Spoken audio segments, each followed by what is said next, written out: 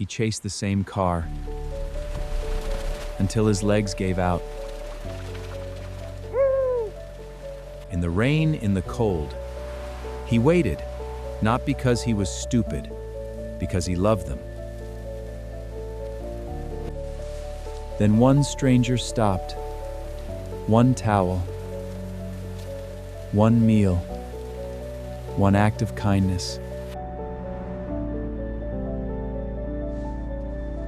And slowly, his heart learned to trust again.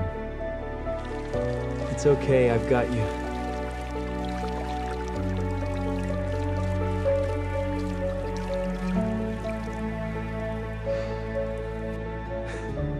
The dog they threw away became someone's family.